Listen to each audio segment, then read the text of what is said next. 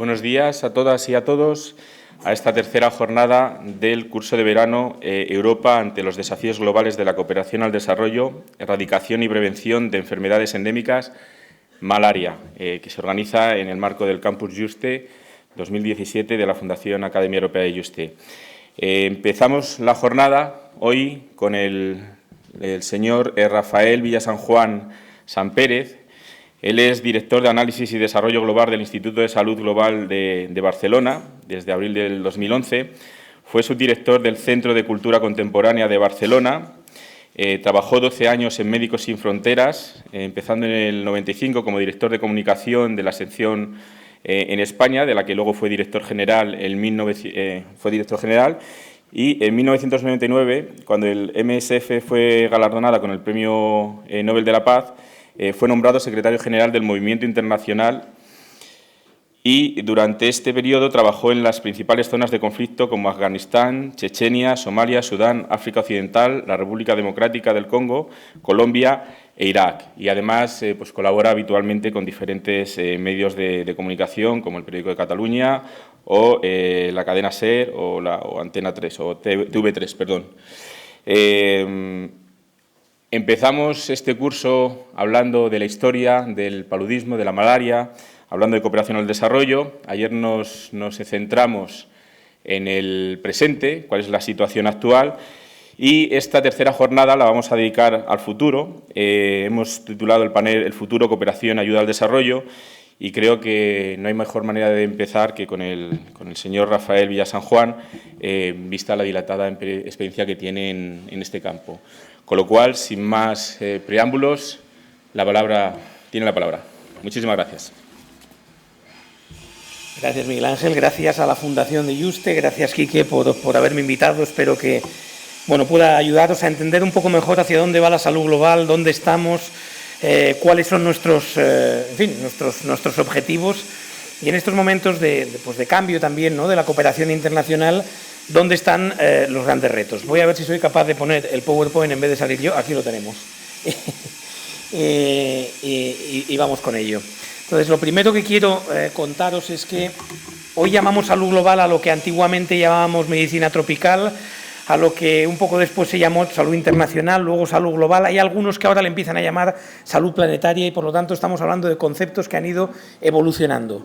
Y en esa evolución lo más importante, fijaros, ha sido los liderazgos, la gente que desde perspectivas políticas han sabido entender que salud, economía, desarrollo van siempre de la mano, ¿no?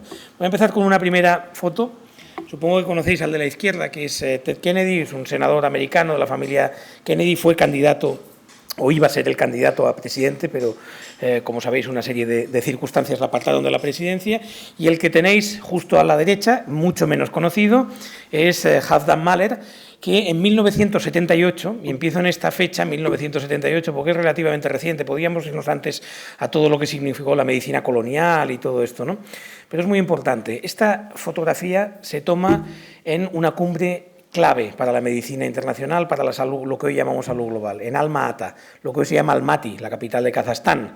Y Alma-Ata fue una cumbre en el año 1978, en donde, no por casualidad, los líderes mundiales se reunieron con dos visiones más o menos confrontadas, una más de sistemas centrales de salud, tipo soviético, otra más de coberturas universales y de llegar y hacer accesible la sanidad, más viniendo de un mundo, digámoslo así, capitalista, ¿no?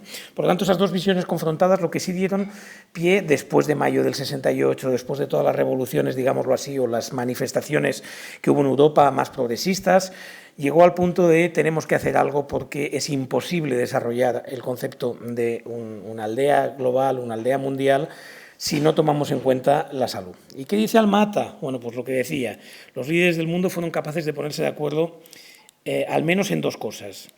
La primera, la atención primaria de salud, ¿no? Y es una gran declaración, se tiene que llegar con la atención primaria de salud a todos los rincones del mundo, con avances científicos y métodos socialmente aceptables, que sea accesible a los individuos, a las familias, a las comunidades, pero que además sean ellos quienes participen en la definición de esas necesidades, sean ellos quienes tengan la voz para ver hasta dónde tiene que llegar esa atención primaria de salud y cuáles son esas prioridades. Y la segunda, en paralelo, no directamente relacionada a la conferencia de Alma-Ata, pero sí inmediatamente después, la OMS, la Organización Mundial de la Salud, establece una primera relación de medicamentos esenciales de importancia, básicos e indispensables para las poblaciones, en función de las necesidades de salud pública, en función de las necesidades de salud de esas poblaciones. Y ya fijaba entonces, tienen que ser terapéuticamente efectivos, tienen que ser seguros y tienen que ser accesibles económicamente. Luego, estos dos conceptos que van a ir dando la vuelta 1001 vez desde 1978 hasta aquí, ya se formulan históricamente a finales de 1978. ¿Cuáles son los resultados? Pues como os decía, la salud global va avanzando en función de diferentes épocas, ¿no? Y por lo tanto Alma-Ata da pie a la salud de los 80. Después de la medicina colonial, que se había encargado básicamente de que durante toda la colonización pues, hubiera remedios para enfermedades a las que aquí no tratábamos, se trabajara en una serie de estrategias que funcionaran para todas esas poblaciones. Básicamente lo que nos encontramos es eso. Una agenda en la que la forma de establecer prioridades funciona de esta manera. Países donantes, Organización Mundial de la Salud, planes nacionales de salud. Estos tres elementos son clave a la hora de definir cuáles van a ser las prioridades. El esfuerzo es bueno, Alma-Ata fue una visión universal de la salud y, sin embargo, el resultado lo que nos da es que inmediatamente a finales de los 80 se empieza a ver ya una división entre los practicantes, y hablo de practicantes como médicos, enfermeras, enfermeros, agentes de salud, en fin, todos los que están atendiendo, digámoslo así, clínicamente a los pacientes, practicantes y usuarios, contra la gente que toma las decisiones. Es decir, los que toman las decisiones, muchas veces muy alejados de donde se producen las consecuencias, ya que al final son los donantes quienes están llenando la bolsa, quienes están diciendo, este es el dinero que hay, y, por lo tanto, con este dinero lo que tenemos que hacer es este tipo de acciones. ¿Qué ocurre? Que se prioriza el coste económico, es decir, prevención contra tratamiento. Nace ese dilema que nos ha llevado hasta hace muy poco, hasta hace relativamente poco, luego veremos cuándo empieza a cambiar todo eso, en la idea de que con la prevención ahorramos dinero y, por lo tanto, el tratamiento es algo que ya veremos, ¿no? Y, por lo tanto, se trabaja básicamente en lo que es prevención y atención primaria, básicamente en eso, pero enseguida sale ese dilema de ¿estamos respondiendo a las necesidades de salud o estamos dando salida a la preocupación económica de los donantes, ¿no? Y, por lo tanto, ese desfase, que en teoría tenía que haber sido cubierto pues, por los planes nacionales, por la inclusión de las familias, de las comunidades en la definición de prioridades, no se acaba de producir. Ese dilema nos lleva a que, efectivamente, en los países de renta baja los medicamentos son el principal coste de la salud. Es decir, si se quiere tener acceso a unos servicios básicos, hacen falta una serie de medicamentos, de vacunas y que tienen un coste efectivo en la salud, ¿no? Y que el acceso a unos servicios de salud adecuados, que aquella idea que salía de Alma-Ata de la atención primaria más la salud accesible a las familias, a las comunidades, pues depende fundamentalmente de una serie de medicamentos. Y eso en los 80 nos lleva ya a una primera visión de lo que está ocurriendo. Los medicamentos, así como se había hablado de cómo debe ser la salud para los países de renta baja, no se había hablado de cómo debe ser el modelo de innovación. No se pensó que el modelo de innovación no funciona más que para países con recursos, ¿no? Y en un estudio que se llama Fatal Imbalance o balance fatal, lo que se estudia, lo que se tiene en ese momento es que entre el año 1975 y el año 2000, es decir, en 25 años, solo entre 13 y 20 moléculas nuevas son para enfermedades que afectan al 90% de la población. Es decir, para las enfermedades que se producen en África, en los países, digamos, de renta baja, en Asia, en algunos de Latinoamérica, es decir, el 90% el peso de la enfermedad en el 90% de la población solo recibe entre 13 y 20 nuevas moléculas. Si le sumamos algunas más que nos sirven para aquí, nos sirven para los países ricos, pero que se pueden adaptar a esos otros países, tenemos ese famoso 10-90 del que algunos, los que estéis en ámbitos más de cooperación o en ámbitos más de medicina, habréis oído escuchar. el 10% de la investigación mundial se dedica al 90% de las personas y viceversa. El 90% de la investigación mundial se destina al 10% de las enfermedades que afectan al 10% de la población mundial. Es decir, para malaria estaría en ese 10% de investigación que afecta al 90% de las personas, obesidad, calvicie, enfermedades cardiovasculares en aquel momento se dedican al 10% de la población, es el 90% de la investigación, ¿no? Luego tenemos un equilibrio realmente dañino para todos estos países y que, por lo tanto, genera el que no haya investigación, y al no haber investigación no hay tampoco capacidad de mejorar y de llevar a cabo esa voluntad de llevar la salud y de hacer de la salud un mecanismo que equilibre la situación de desarrollo mundial, ¿no? Todo esto, yo decía, pertenece un poquito a los 80. Los 90 la cosa cambia, y cambia bastante. Entre otras cosas porque aparece, digámoslo así, masivamente el SIDA.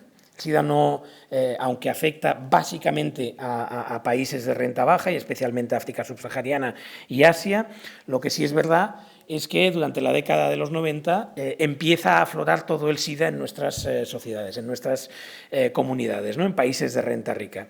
Y por lo tanto, el fracaso se hace muy evidente. ¿Qué está ocurriendo? Que para los países ricos tenemos tratamiento y para los países pobres solo tenemos prevención.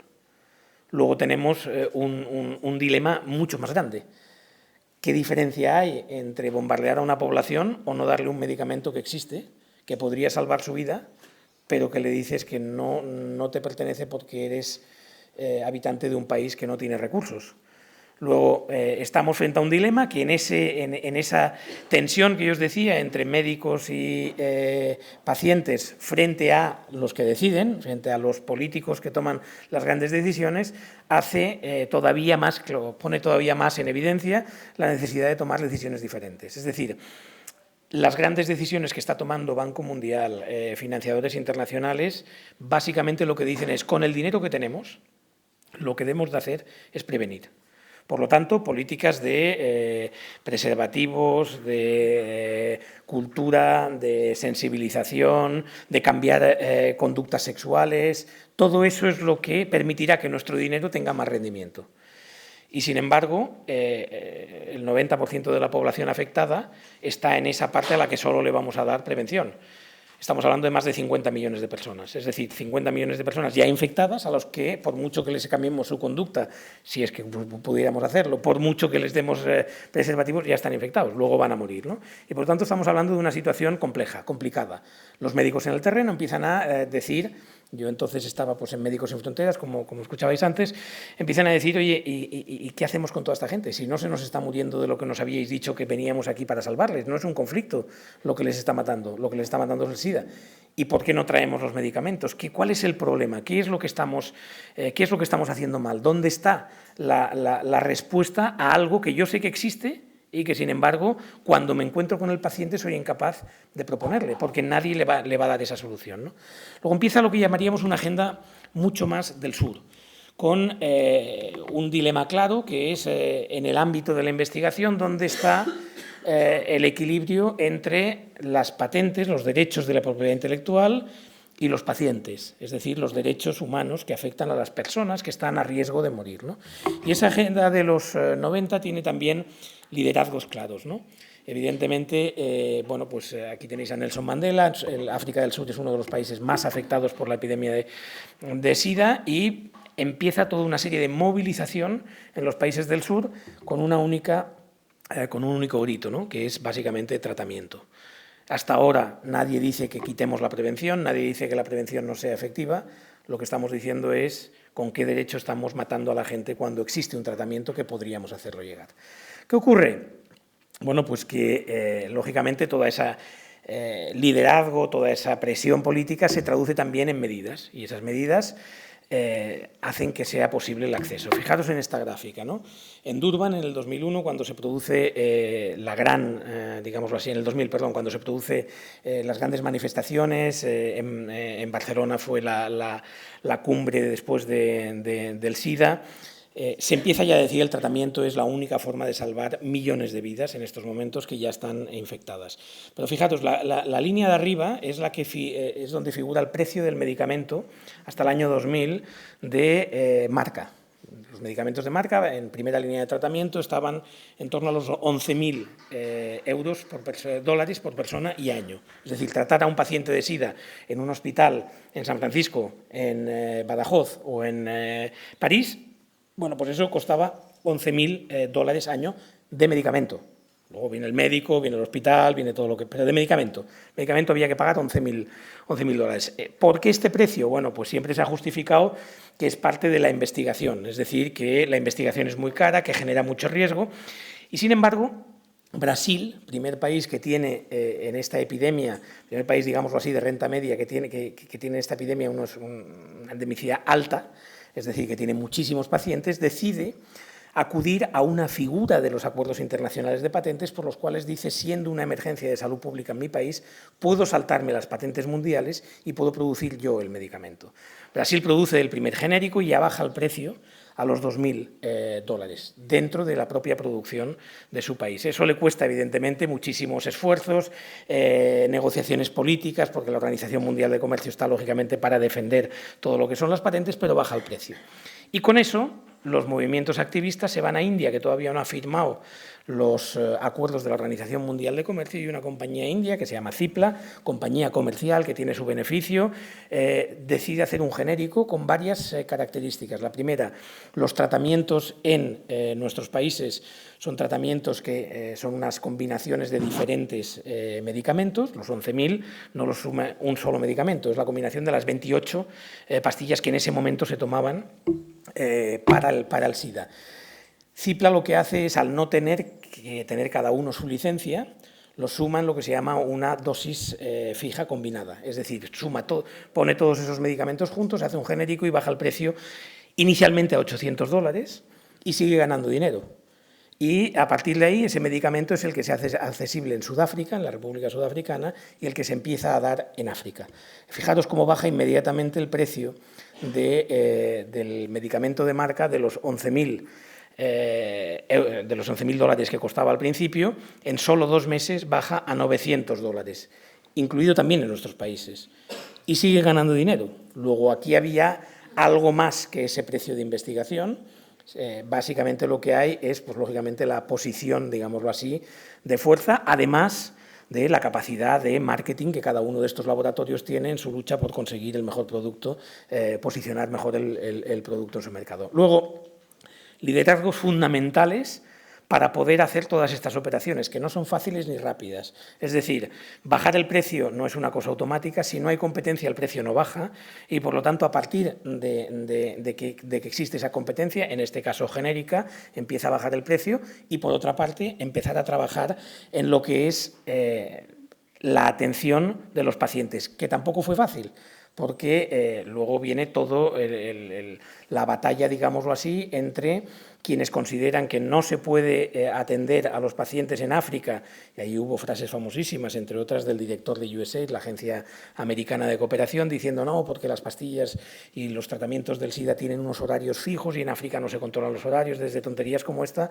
hasta incluso gente que decía que saltarse o llevar a cabo el tratamiento tal y como se hace en Europa era imposible hacerlo en África, ya que para descentralizar era imposible tener número de médicos, enfermeras y agentes de salud suficientes como para llevar el tratamiento. Lo cierto es que estamos hablando del año 2000 y hoy en África se está tratando. En la mayoría de casos, todavía quedan muchos casos por tratar, pero se está tratando. Luego, la evolución fue posible básicamente por lo que os decía antes: liderazgo, movilización y capacidad de entender cómo incidir en aquellos aspectos que son fundamentales para poder tratar a la gente. ¿Qué ocurre? Con todas estas estrategias, los 90 se convierten, digámoslo así, en el año dorado de la salud global, ¿no? Y si os fijáis, en el final de los 90 tenemos un resultado muy positivo, que es la Declaración de los Objetivos del Milenio. Esa Declaración de los Objetivos del Milenio lo que hace es generar nuevas fórmulas de ver hacia dónde va la salud global, qué es lo que tenemos que asegurar, dónde están las bases por las cuales podemos hacer que el mundo se desarrolle de manera conjunta, ¿no? Aparecen nuevos mecanismos de financiación, algunos de ellos muy complejos, ya los explicaremos en todo caso luego, pero suficientes como para que los países se comprometan a poner nuevos recursos en la salud global. Entran las prioridades en la agenda de salud global. Prácticamente no hay ningún G7, hoy que empieza el G20 en Alemania, pues el G7 entonces o G8 si incluimos a Rusia. Si miráis las agendas desde el año 88 hasta el año 98, prácticamente veréis que en todas siempre hay aspectos de desarrollo y en casi todas, casi siempre hay algún aspecto de salud global, algo que nunca hemos visto en el G20. Es decir, a la que han entrado nuevos mecanismos ya no se ve, nuevos países ya no se ve, ya no entran en esas prioridades. Por lo tanto, hay una agenda muy fuerte de desarrollo y salud global. Nace, como habéis visto y como decía, con el SIDA una nueva sociedad de activistas, tanto en los países del norte, ¿no? En San Francisco empezaron las manifestaciones para el tratamiento de SIDA, no solo para los americanos, sino para todo el mundo, pero en Sudáfrica, en muchos países africanos, se empieza a movilizar toda la sociedad, se crean plataformas de sociedad civil en donde todo eso va haciendo que los propios gobiernos sean accountable o que tengan una responsabilidad para decir qué está pasando en esos países. Y nacen unas cosas que se llaman PPPs y PDPs, que son Public-Private Partnerships o partenariados público-privados, y Product Development Projects, que son organizaciones para desarrollar productos. ¿Por qué? Pues por lo que explicábamos antes, porque el modelo, por un lado, los PPPs se dedican básicamente a conseguir nuevos fondos y financiar, y los PDPs a desarrollar productos que no están desarrollados para todos esos países, a romper ese fatal imbalance del que hablábamos hace un momento, ¿no? Bien. La Agenda del Milenio, bueno, yo creo que más o menos la conocéis, pero voy a recordar 8 objetivos, de los cuales 3 directamente vinculados a la salud. El número 4, reducir la mortalidad de los niños menores de 5 años. El 5, mejorar la salud materna. Y el 6, combatir el SIDA, la malaria y otras enfermedades.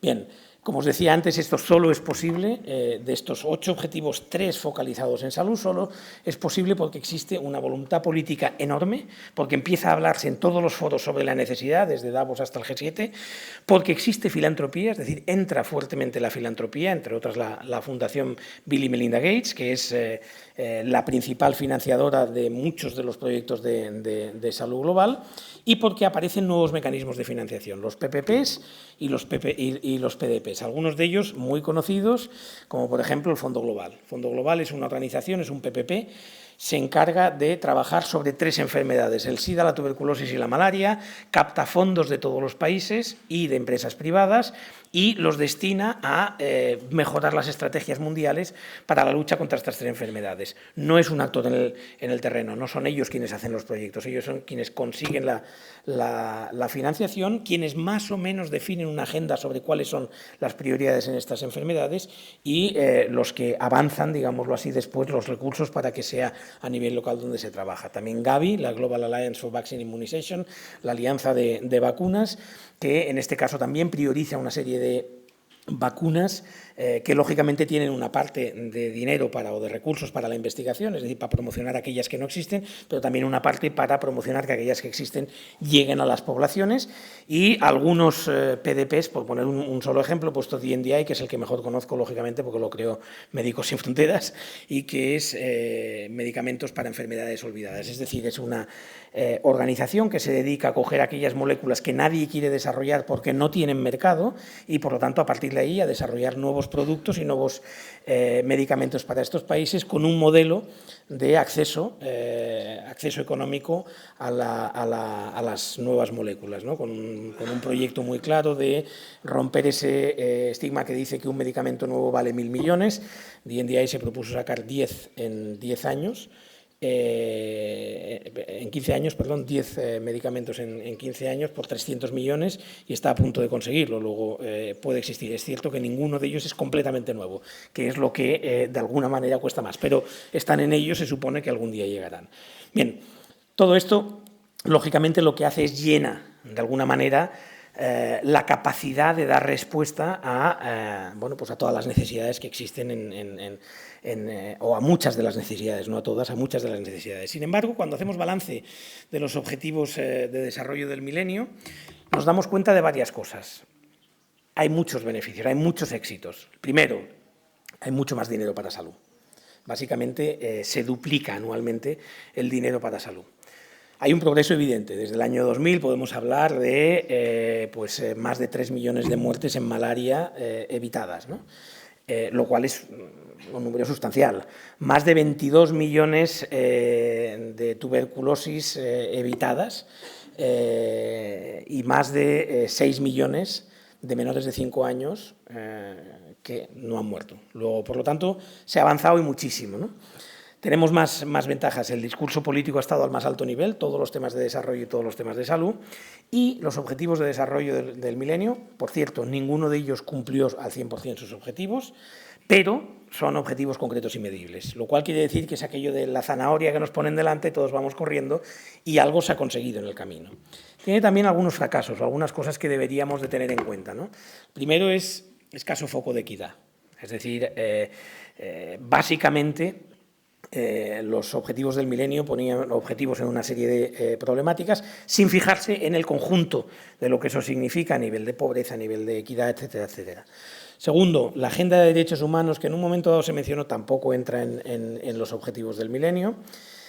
Tercero, y esto ha sido muy criticado, y yo creo que eso ha sido lo que más se ha ido corrigiendo durante este tiempo, es que era una aproximación a la salud fragmentada. Es decir, que la malaria se trataba como malaria, que el SIDA se trataba como SIDA, que eran intervenciones verticales, que llegaban a países que no estaban preparados y que, por lo tanto, no se reforzaba la capacidad de estos sistemas. Bien, si hoy vamos a lo que antes nos enseñaba del Fondo Global o de Gavi, básicamente el dinero lo destinan a reforzar los sistemas de salud.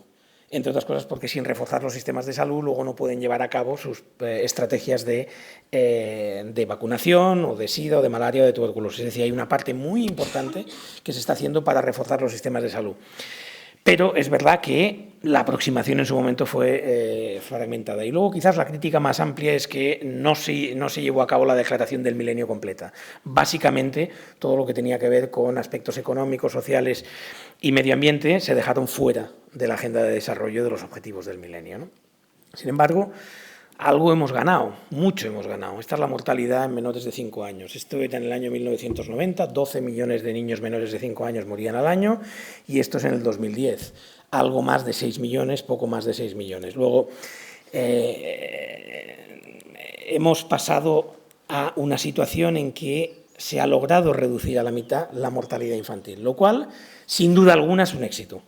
Es un éxito, a pesar de que, insisto, no se han conseguido todos los objetivos de desarrollo sostenible. Y la agenda acaba. Hemos hablado de los 80, hemos hablado de los 90, hemos hablado del milenio, y llega 2015 cuando acaban los objetivos del milenio y entonces se le da un mandato a los miembros de los Estados miembros al Secretario General de Naciones Unidas para que desarrolle una nueva agenda. Esto empieza en 2010, cuando ya se empieza a ver dos cosas. La primera, que los objetivos del milenio están bien pero no son suficientes, que no se van a cumplir y que hace falta una agenda nueva que pueda de alguna manera definir el desarrollo a nivel global en el mundo, ¿no? Se abre un High Level Panel en 2012 que hace un primer documento de trabajo en 2013 que propone 12 objetivos y luego en Río +20, en la conferencia de Río +20 de desarrollo sostenible aparece ya un primer borrador de lo que luego será una agenda nueva a partir del 2015. Es una agenda que se llama El futuro que queremos y se abre a un grupo de trabajo muy abierto para presentar a la Asamblea General de Naciones Unidas en 2015. Empieza una serie de consultas, yo creo que es el documento más consultado en la historia, otra cosa es que todas las consultas sirvan, Ha habido 8 millones de personas, se calcula, directamente implicadas en la consulta, lo cual es muchísimo, 8 millones de personas para una consulta global es muchísimo, lo cual no quiere decir que todo lo que algunos de vosotros que podéis haber participado, porque si ponemos 8 millones de personas quiere decir que más o menos de cada 750 personas en el mundo, una ha participado de alguna manera u otra en la definición de estos objetivos. Es muchísimo, estoy seguro que aquí habéis participado algunos. Que hayan puesto vuestros comentarios o no es otra cosa y estamos muy acostumbrados a que los procesos globales hablan de consenso y el consenso básicamente no existe. Es decir, lo que hay es una agenda que va tirando y que de vez en cuando entra alguna matización interesante que pueda proponer alguien. Pero en todo caso es una agenda consultada, es una agenda pues que se ha distribuido, que se ha trabajado. Al final, en septiembre del 2015, se aprueba una nueva agenda, la Agenda 2030, de los Objetivos de Desarrollo Sostenible, en vez del milenio, ¿no? Y aquí lo que tenemos es, ya no tenemos 8, tenemos 17 objetivos, ¿no? Prácticamente yo muchas veces emplazo a la gente, y si aquí tenéis alguna, levantar la mano e inmediatamente la contáis. ¿Qué cosa no está en esta agenda? Porque si hay algo que no esté, tendría que ser objeto de estudio. Bueno, ojo, en desigualdad está, en el de... No estará como LGTBI, pero está en la de desigualdades, pero puede ser. Tampoco está, y lo hemos analizado, aunque sí luego se han hecho en los anexos, por ejemplo, la resistencia microbiana. No figura como tal, aunque luego aparece en anexos miles que hay por ahí. Pero vamos, prácticamente está todo, lo cual es una ventaja y un inconveniente, como es lógico, ¿no? Porque lo que tenemos es que si los objetivos del milenio tenían un foco en pobreza y era una relación entre países, básicamente un trasvase de recursos entre países norte ricos y pobres y los más pobres del sur, pues ahora pasamos a una agenda en donde el desarrollo sostenible es de las personas y al mismo tiempo también del planeta. Es decir, tenemos una agenda absolutamente comprensiva con prácticamente todo, ¿no? Agenda para todos los países, ya no es únicamente para países de renta baja, es también para nosotros, para todos los países occidentales. Tenemos que aplicar una serie de medidas, una serie de indicadores, tenemos que llegar a una serie de indicadores que se han propuesto a nivel internacional y que se dibujan en 3 esferas básicamente. Una esfera económica, donde hay una serie de objetivos económicos, entre otros, pues, por ejemplo, un trabajo digno, un salario digno, en fin, una serie de cosas que aquí conocemos también como carencias dentro de nuestra propia sociedad. Algunos aspectos son sociales, son 3 esferas, y algunos otros aspectos son medioambientales y de la biosfera, ¿no? Básicamente estos son los 3 grandes niveles en los que la agenda se mueve. Ahora bien, esto básicamente no es una agenda, es una revolución. Yo insto a que miréis algún programa de un partido político de izquierda radical a ver si incluye todo esto, y os aseguro que no lo incluye. Luego, tenemos delante toda una serie de retos por los cuales, para hacer cumplir esto, nos va a hacer falta, lógicamente, toda una serie de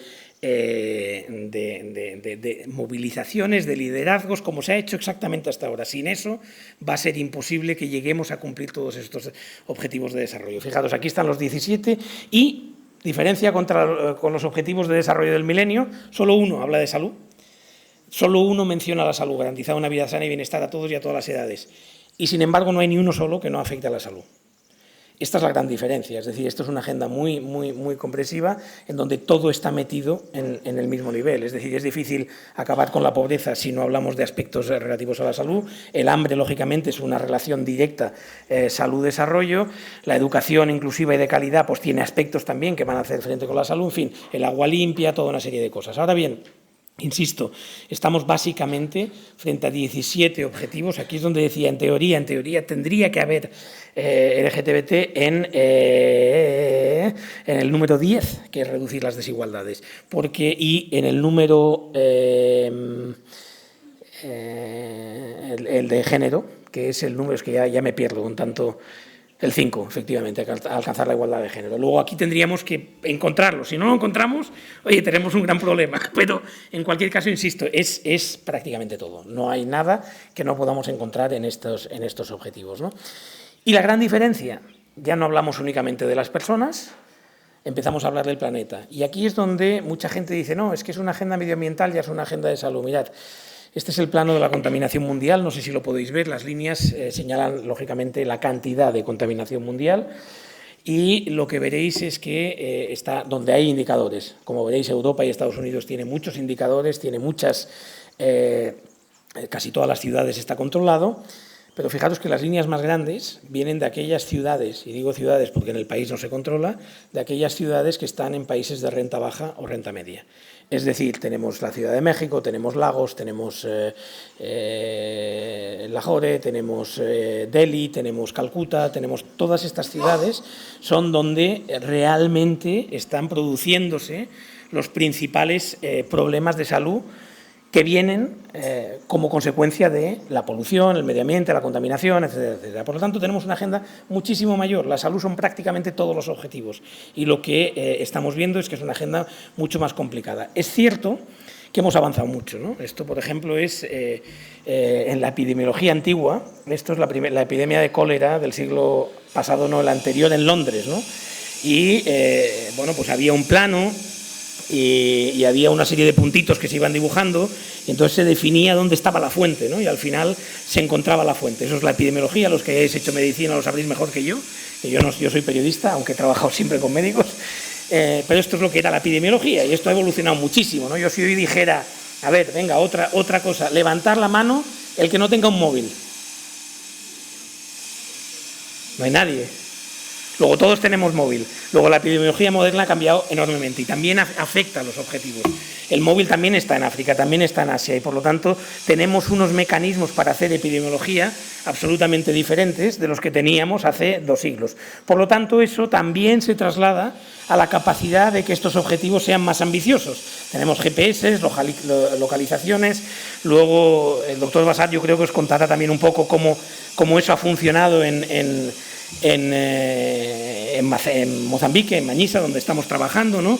Tenemos geolocalizadores, sabemos, casi podemos llegar, ese es el plano de Londres, visto en función de calor y de luz, y podemos llegar prácticamente a diseccionar lo que ocurre en cada 30 metros cuadrados hoy en día, ¿no? Es decir, podemos llegar con una visión Google, que diríamos, a 30 metros cuadrados, sabríamos perfectamente dónde están los grandes problemas. Luego, hemos avanzado muchísimo y eso permite que pensemos que estos objetivos pueden ser cumplibles de otra manera. Pero, sin embargo, fijaros la agenda. Ahora está en inglés, perdonad, pero no me dio tiempo a traducir esta. Tenemos en la salud de los ODS los objetivos que teníamos en los objetivos del milenio, que son estos. Básicamente son estos, ¿no? Y que todavía nos quedan pendientes. Ninguno de ellos se cumplió, luego tenemos que seguir trabajando. Tenemos, además, todos los que vienen como enfermedades no transmisibles, todos los que vienen pues del medio ambiente, de la polución, de los accidentes de tráfico, etcétera, etcétera, que se juntan a la agenda y sobre los que también existen unos indicadores. Y luego tenemos toda una serie de apuestas transversales. La más importante vuelve al concepto de Almata, es esta. Llegar a la cobertura universal de salud, incluyendo el riesgo financiero para las familias. Es decir, para muchas de las familias, en muchos de los países de renta baja, tener una enfermedad significa tener una bancarrota familiar. Ese es el concepto que se introduce dentro de la idea de cobertura universal de salud. Ahora bien, no es una idea fácil. Para que esto se pueda alcanzar, pues lógicamente harán falta nuevos liderazgos, harán falta más financiación y harán falta nuevas fuentes de financiación, ¿no? Yo he cogido este tema como quizás una de las estrategias que va a ser más importante en los próximos años. Bueno, hay que formar a trabajadores, hay que tener acceso a medicamentos, hay que reforzar los sistemas de salud, hay que conseguir llevar que alguien pague por la salud de esas personas que no pueden pagar y eso, lógicamente, no va a ser un trabajo fácil. Aquí he dejado las cifras en su denominación en inglés para no perdernos, o para no perderme yo. Lo que dicen es que los ODS, Naciones Unidas estima que se necesitan entre 3 y 4,5 trillions, que son millones de millones, lo que aquí llamaríamos billions, pero se necesitaría entre 3 y 4,5 trillones. ¿Vale? Cojamos la nomenclatura inglesa para no perdernos. Es muy difícil de encontrar el track de cómo se ha llegado a esto. Vamos, hay gente que sigue investigando, ¿no? De si esto es una cifra marketing o es una cifra real basada en conocimiento. Lo que sí sabemos es lo que se destinaba a los objetivos de desarrollo sostenible y es una dimensión completamente diferente. Es decir, el Banco Mundial en el año 2015 ubicaba entre 30.000 y 50.000 millones, lo que en América llaman billion, ¿vale? Luego, estamos en una escala completamente diferente. Para que veáis un poco la dimensión, el proyecto del Milenio de Naciones Unidas estaba valorado en 121.000 millones, o sea, 121 billions en 2006 y llegaba a 190 en 2015. 1.000 millones, 190.000 millones, ¿vale? Es que las cifras son tan inmensas que te acabas perdiendo. En todo caso, en estos momentos se calcula que más o menos la ayuda oficial al desarrollo, cuando digo ayuda oficial al desarrollo es la oficial, la pública, está en 130.000 millones. Ahora pensemos cómo llegamos a los 3 trillones, que es un tema ciertamente complicado. Bien, lo que dicen los Objetivos de Desarrollo Sostenible es que esta realización de estos objetivos solo se conseguirá con un aumento de recursos en los gobiernos, incluidos los de renta baja, es decir, los países que tienen, bueno, pues lógicamente más necesidades de inversión, ¿no? Si fijamos rápidamente las cifras de lo que es la cobertura universal, tomemos por buenas las cifras que da la Organización Mundial de la Salud, $86 por cápita para un paquete de servicios básicos. Para que nos hagamos una idea, en España estamos alrededor de los 2.900. O sea, 86 es lo que está diciendo la OMS, lógicamente para países de renta baja o para países de renta muy baja, ¿no? ¿Cuántos recursos se requieren para llegar a esa cifra en todo el mundo? En estos momentos, 100.000 millones. Os había dicho que toda la ayuda oficial del mundo son 130.000. Bueno, pues se necesitan 100.000 para llegar a la cobertura universal según esta definición de $86. ¿De dónde obtener fondos? En primer lugar, hay que buscar mejor imposición, mejores impuestos en aquellos países en los que no tienen. Y ahí hay una serie de recomendaciones. Impuestos directos mejor que indirectos. Es decir, tasación sobre los que tienen en vez de tasación a todos y que, por lo tanto, no generen equidad. Identificar recursos no contributivos. Muchas de las empresas multinacionales o empresas nacionales que están trabajando en estos países no contribuyen, luego tienen que someterse a la contribución o buscar ya el dinero de los paraísos fiscales. Muchos de estos países pues también tienen eso. Por otra parte, hay unas recomendaciones, la de Abuja, que dice que en estos países, en estos de renta baja, al menos se debería destinar el 15% a presupuesto de salud, ya que es la estrategia principal para el desarrollo del país. Bien, si todos los países que no llegan al gasto de $86 por persona y año recibieran un 20% más de lo que ellos recaudan, pasaríamos de los 100.000 millones a 28.000 millones. Son muchos, pero ya está dentro de lo que es la ayuda oficial. Luego hay ahí toda una serie de trabajos que van a requerir una serie de liderazgos a nivel internacional para ver si eso se puede conseguir. Por otra parte, eso significaría que se mejoraría en muchos países, pues eso, ¿no? la atención de salud y el acceso a medicamentos. Aún y así, aún y subiendo estos impuestos, aún y consiguiendo más recursos, existirían 26 países que no podrían gastar $86 per cápita, incluso subiendo un 20% más sus impuestos, ¿no? Luego, la ayuda oficial va a seguir siendo imprescindible, porque no podemos dejarles solos, porque no podrán subir, ya pensar en subir un 20% más su recaudación de impuestos va a ser una lucha ardua, entre otras cosas porque no están solos. Esto, que lo veréis muy poco, es, si ponemos la línea en los $80, veréis todos los países que quedan por debajo. Lógicamente, casi todos los 10 primeros, exceptuando Myanmar, los 10 primeros son todos africanos. Países que las líneas estas, el azul oscuro es privado, es gasto privado en salud, la línea clara es gasto público en salud. Sumándolo todo, son países que no llegarán, ni aún incrementando sus recursos. Luego tenemos todavía toda una serie de retos en este sentido. ¿Podemos hablar de que los objetivos de desarrollo sostenible van a ser un compromiso renovado? Bueno, podemos pensarlo. Yo os pongo esta foto. Evidentemente sabéis de qué enfermedad estamos hablando del ébola, y ahí es donde, de alguna manera, el mundo se vuelve a alarmar y dice, cuidado, estos problemas no son solo de esos países, también nos afectan a nosotros, y segundo, para estos problemas tenemos que empezar a pensar en soluciones diferentes. Sin embargo, el ébola nos ofrece muchísimas pautas de hacia dónde podemos ir, pero de momento no todas son buenas. Hay un compromiso renovado. Amartya Sen, por ejemplo, el economista, ¿no? Dice, el principal problema de todos estos países que han tenido el ébola son sus sistemas de salud. Si hubieran tenido sistemas de salud, no por casualidad, los 3 países en donde el ébola se ceba con más virulencia son 3 países que salían de conflictos, luego sus sistemas de salud estaban destrozados, luego su capacidad de dar respuesta era menor. Países más fuertes como Nigeria consiguieron atajarlo inmediatamente, y ya no hablemos de toda esa alarma que se desató aquí por un caso que tuvimos, que además no era de aquí, sino que vino importado, es decir, que era un cooperante que luego fue traído, 2 cooperantes que luego fueron traídos aquí, ¿no? Pero empieza toda una serie de reflexión alrededor de dónde está yendo la agenda de salud. Alemania empieza a hablar ya en el G7, no en el G20, que es esta semana, empieza a hablar de la necesidad de crear un sistema para reforzar los sistemas de salud.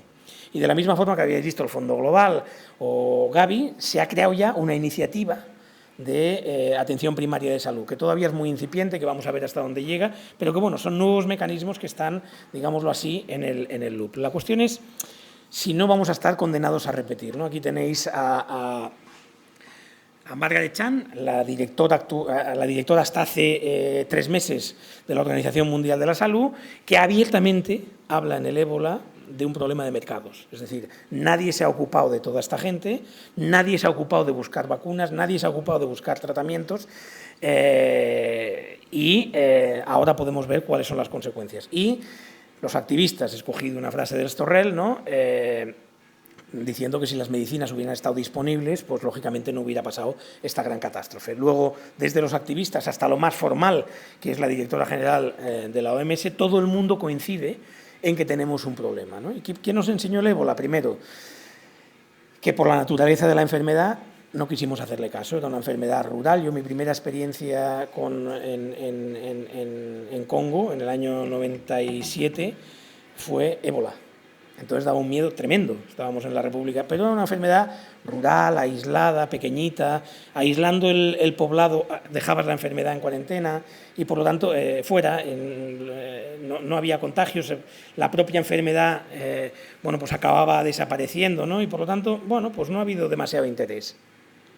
No había una agenda científica o la agenda científica estaba muy poco valorada. De hecho, cuando se produce esta última epidemia, se descubre todo el entramado que hay detrás del ébola. El ébola se sabe que hay una vacuna testada al 100%, con eficacia al 100% en chimpancés, pero estaba en una estantería, nadie la utilizó, nadie desarrolló la fase siguiente. ¿Por qué se hizo una vacuna que se deja cuando se ha probado y es efectiva al 100% en chimpancés? Pues básicamente porque en el año 89 un espía soviético deserta y le dice a Estados Unidos que han logrado aislar los rusos el Marburg, que es primo hermano del ébola, y que lo pueden poner en un misil y que por lo tanto podrían atacar con el Marburg. El gobierno americano pone 2.000 millones de dólares para buscar antídotos contra el Marburg y las enfermedades relacionadas. Y entonces descubren que el ébola es demasiado débil para que pueda ir en un misil. Y en ese momento se para la investigación de la vacuna del ébola, cuando ya se ha probado que existe, ¿no? Luego tenemos todo un tema que nos hace reflexionar sobre nuestra seguridad y la seguridad global, si es que no están vinculadas, ¿no? Y que a veces lo que hacen es, pues eso, ¿no? que nos veamos en situaciones para las que en teoría habíamos alcanzado un compromiso global de atención, ¿no? Y es evidente, el ébola también nos habla de la falta de sistemas de salud. Si vemos en España 370 médicos por 100.000 habitantes, en Estados Unidos 245, en Sierra Leona 2, en Liberia 1,4, en Nigeria 4. Luego tenemos un problema que se llama sistemas de salud, ¿no? Bien.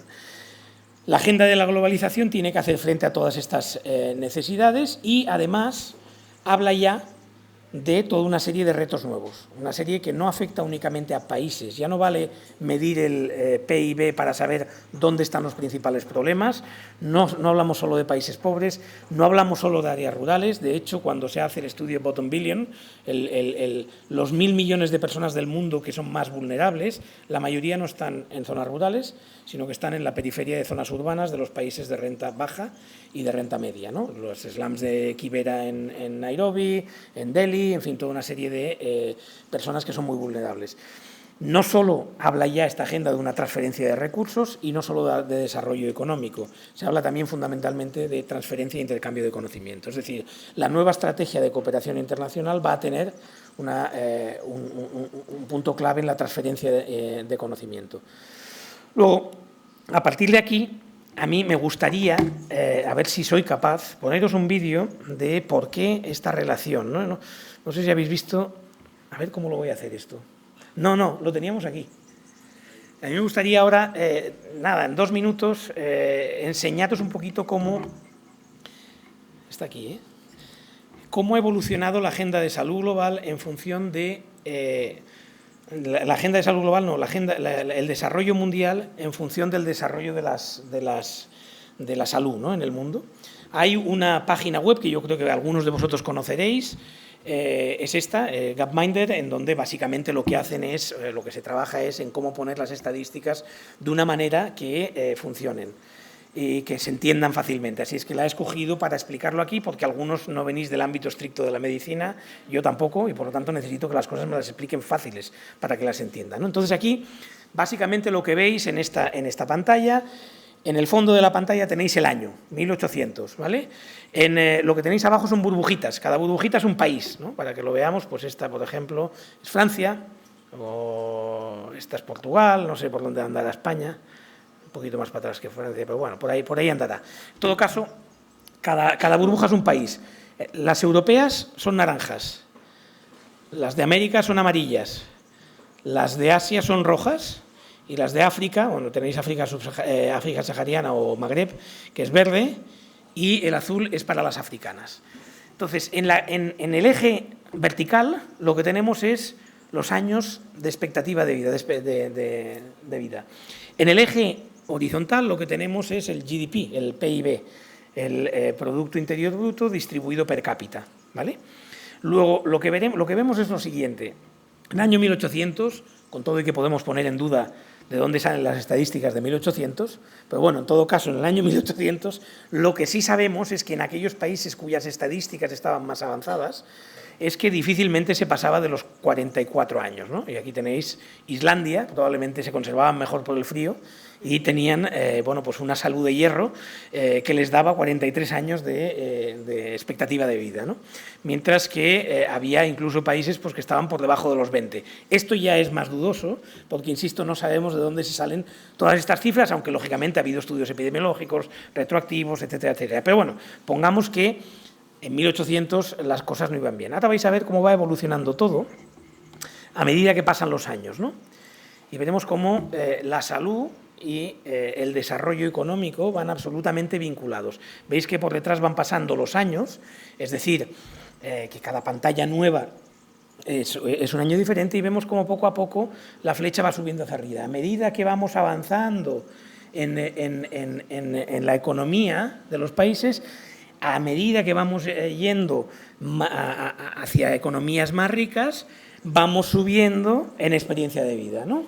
Y entonces llegamos a nuestros años, en donde, bueno, pues ya aquí sí que ya las estadísticas son mucho más fiables, todavía podemos poner muchas más reservas, pero 2015, y aquí es donde nos quedamos ahora, y fijaros lo que tenemos. Lo primero, en el 1800 nadie pasaba de los 45, en el 2015 nadie baja de los 45, lo cual es un éxito.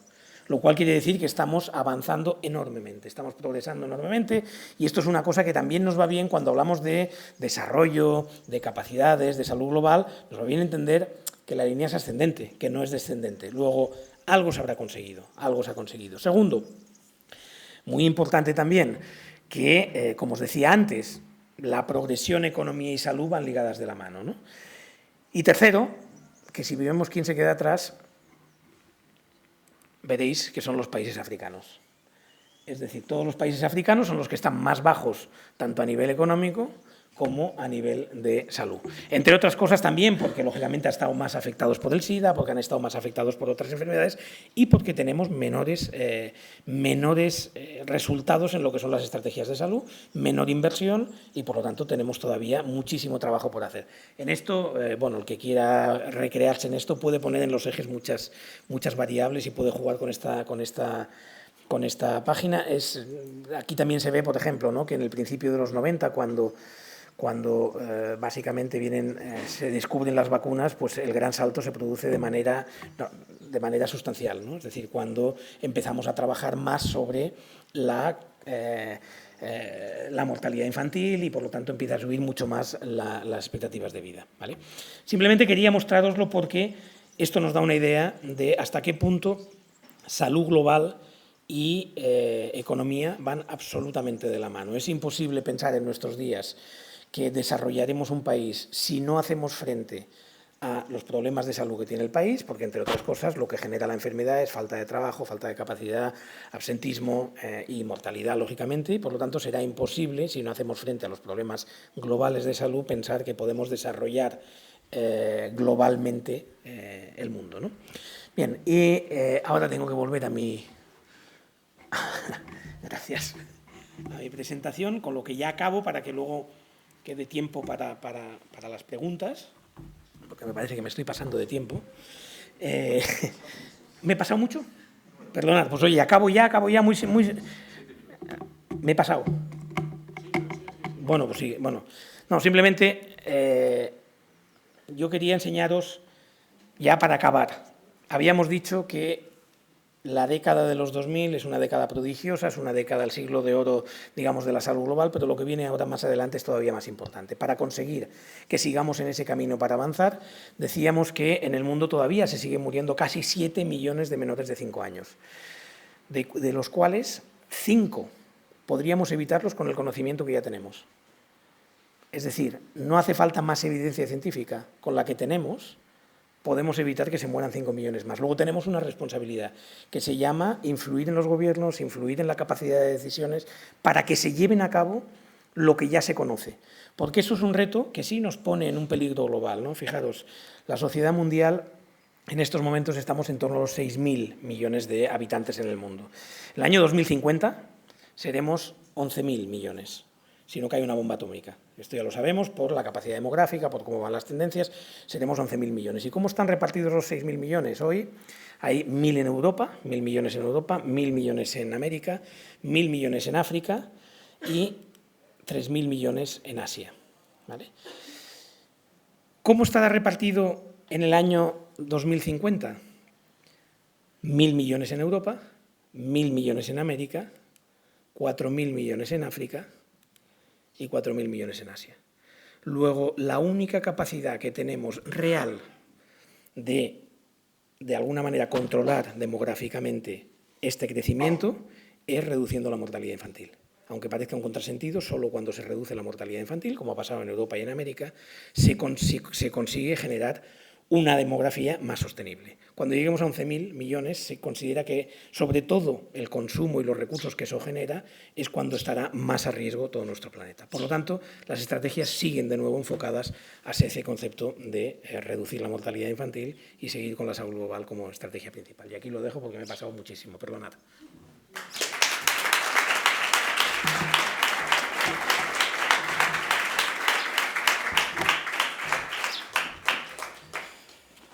Pues muchísimas gracias, señor Vila San Juan. Antes me equivoqué y dije Villa San Juan, es Vila San Juan. Lo leí muy rápido y entonces pido disculpas. Y muchas gracias por bueno, pues esa capacidad de síntesis de un tema tan amplio, tan complejo y esa capacidad de comunicación, ¿no? Donde se nota y se ve su perfil periodístico a la hora de comunicarnos un tema muy complejo. Y por romper el hielo y iniciar la primera pregunta, me atrevería incluso a decir muy ambicioso.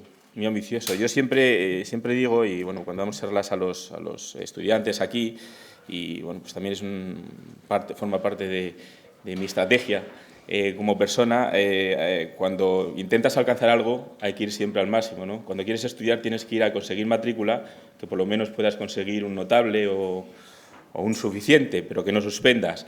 Los retos de los Objetivos del Desarrollo Sostenible son muy ambiciosos.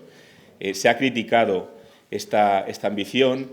Creo que eso es bueno, porque por eso mismo que acabo de decir, pero ¿cómo ve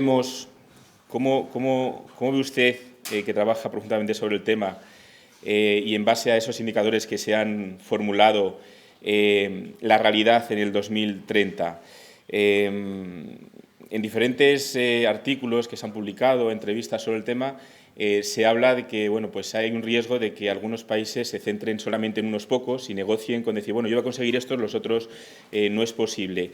Esa es una de las cuestiones, ¿no? ¿Realmente es tan ambicioso que va a ser difícil llegar a cumplirlos o casi imposible?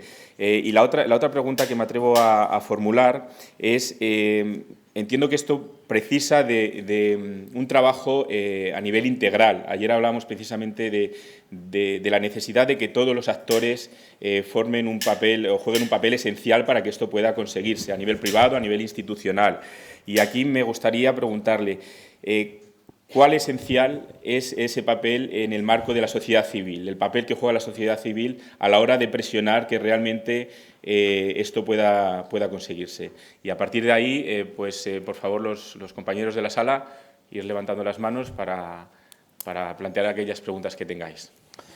Gracias. Pues vamos a ver. La agenda de los Objetivos de Desarrollo Sostenible es tan ambiciosa, y lo insistía antes, que es revolucionaria. Es decir, yo no he visto en ningún partido político un programa que se parezca a los Objetivos de Desarrollo Sostenible. Luego lo que nos dice es que básicamente es una agenda compleja, difícil, donde no existe un gobierno mundial, es imposible implementar unos acuerdos mundiales. Sin embargo, también es cierto la otra visión, la visión contraria. Donde no existe un gobierno mundial, existe una agenda por la cual todos nos comprometemos. Y eso implica a los gobiernos, a las administraciones. En España, por ejemplo, han pasado 2 años y todavía no tenemos un plan de objetivos de desarrollo sostenible. Es decir, estamos en 2017 y España en estos momentos ha encargado, por un lado, al Ministerio de Agricultura, Pesca y Medio Ambiente que haga una serie de trabajos para ver cómo afectan a los objetivos de desarrollo sostenible y ha encargado al Ministerio de Exteriores que mire en cooperación a ver cómo afectan. Es la aproximación equivocada. Es decir, en países como Gran Bretaña, Alemania, que no creo que sean países en los que, en fin, con gobiernos conservadores, pues no estarán pensando solo en la solidaridad, en lo ético, sino también estarán pensando en la responsabilidad y el beneficio de lo que significa pues, mantener su status quo, han hecho el ejercicio contrario. Es decir, esto no solo es una responsabilidad, es también una oportunidad, donde existen elementos en los que tengamos que forzar a nuestra sociedad y regular para que eso se lleve adelante y, por lo tanto, para que a partir de ahí tengamos también una oportunidad de liderar este movimiento, ¿no? Nos apela a todos, pero los responsables, quienes tienen el mandato de cumplirlo, son los Estados, ¿eh? Y a partir de ahí lo que hay que hacer son planes inclusivos. Yo espero que con la presión de la sociedad civil de la que decías consigamos pues también que España se ponga las pilas y diga, ya no, esto no hay que hacerlo con aproximaciones diferentes, esto hay que hacer porque nos apela a España y apela a lo que España hace hacia afuera. De hecho, de alguna manera, los Objetivos de Desarrollo Sostenible, cuando se analizan, tienen 2 entradas. ¿Cómo reduzco el impacto negativo y cómo genero impacto positivo? ¿Cómo reduzco el impacto negativo? Significa cómo con lo que estoy haciendo puedo mejorar la situación de los objetivos de desarrollo. Luego lo que tengo que tomar son políticas para evitar que haya más contaminación, que no se atienda a los inmigrantes cuando son inmigrantes ilegales, en fin, toda una serie de cosas. El impacto positivo es y para la globalidad, es decir, ¿qué puedo hacer yo y dónde están mis prioridades? Ahí es donde puede haber quizás más pelea por decir, bueno, pues España considera que hace mejor en energías renovables y salud, o en cáncer y lo que sea. Bien, en la parte positiva sí que son opciones. En el impacto negativo no debería ser una opción, es una obligación, ¿no? Y lo que digo es, en España tenemos, por un lado, una sociedad civil muy potente en el área de cooperación internacional, no tanto en el área de lo que podría ser, digámoslo así, el impacto negativo en nuestra propia sociedad, ¿no? Y por lo tanto va a ser difícil que solo con el peso de la sociedad civil lo consigamos. Lo que sí es cierto es que las empresas y el sector privado van muy por delante en España del sector público, muy por delante. Para que os hagáis una idea, del IBEX 35 hay 28 que han entrado ya en los Objetivos de Desarrollo Sostenible como proyecto propio, analizando qué es lo que pueden hacer para reducir el impacto en sus empresas. Y no es fácil, porque entre otras cosas salarios dignos, imaginados, pues acciones, en fin, todo eso, hasta que pueden hacer como impacto positivo. Luego sí, tenemos un reto por delante muy ambicioso y hace falta la fuerza de la sociedad civil, hace falta que el gobierno vea que esa fuerza nos tiene que conducir a tener una oportunidad y hace falta que pongamos un proyecto ya común, ¿no? ¿Alguna pregunta por parte de la sala?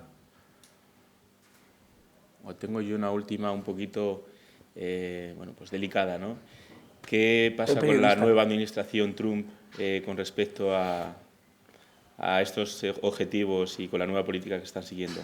¿Cómo vemos eso de cara al impacto que pueda tener en alcanzar estos objetivos? Pues depende, es decir, es evidente que en todo el aspecto de cambio climático y en salud sexual y reproductiva vamos a ver retrocesos sustanciales en la financiación de Estados Unidos, que no deja de ser el primer financiador mundial de las dos. Luego, especialmente en salud sexual y reproductiva, es decir, en salud materna, en todo lo que conlleva pues, una serie de visiones más conservadoras, va a haber un retroceso en financiación. Ese retroceso en financiación debería ser abordado colectivamente, es decir, yo creo que Europa tiene un papel que jugar en ese sentido y que debería abrirse a liderazgos nuevos, ¿no? Lo que sí es evidente es que, a ver, no es un gobierno muy favorable a que la agenda avance. Eso lo tenemos. Pero vamos, no siendo muy favorable a que la agenda avance, voy a responder con otra provocación. Avanza mucho más en los objetivos de desarrollo sostenible el gobierno americano de Trump que el gobierno español de Rajoy, pero mucho más. Luego, tampoco nos pongamos aquí la venda en el ojo. Aquí es que ni nos ponemos. Hemos reducido en la parte de impacto positivo, la cooperación al desarrollo es la partida que más ha bajado en los últimos 5 años, 80%. Es decir, si coges las secretarías de Estado, la siguiente en los recortes es un 32%. Esta es el 80%. Pero es que empieza a haber la recuperación económica y la única que se queda igual es la de cooperación. Esto en cooperación. Y luego no tenemos un proyecto tampoco ni de cambio climático ni de energías renovables que se paró con el cambio de gobierno. En fin, toda una serie de cosas que deberían de llevarnos a pensar, Trump nefasto. ¿Y nosotros? Bueno, pues ahí lo dejamos con esa reflexión a nivel global y a nivel nacional. Un fuerte aplauso para el ponente.